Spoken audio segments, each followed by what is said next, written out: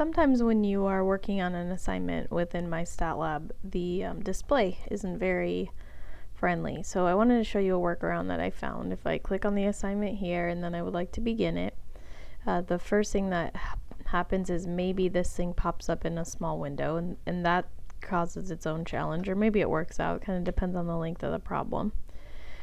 Right here we see this problem: review the Z alpha notation so you can remember how some of this stuff works.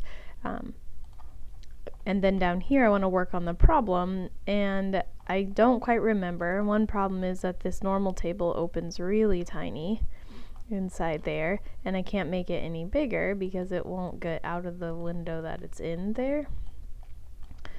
So one thing I suggest is just print the normal table. You use that thing all the time. It will be easier to read on paper, and you'll have to do that on the final anyway. But maybe you want some help with this question. So if you ask it to view an example, excuse me, or help you solve it, it comes out in such a way that you can barely even read a full sentence. And so I find that quite frustrating. So the first thing I tried to do was make the screen bigger, which helps a little bit.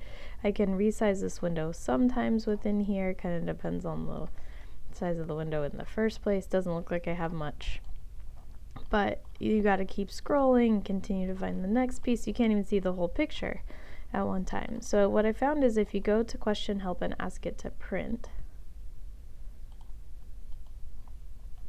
it will pop up what you're about to print. Now, of course, you don't have to actually print it, but at least now you can read the full sentence. You can see the whole picture. You can resize this in any way that makes sense, because now you're kind of broke free from that previous window there. So I thought that was a good tip.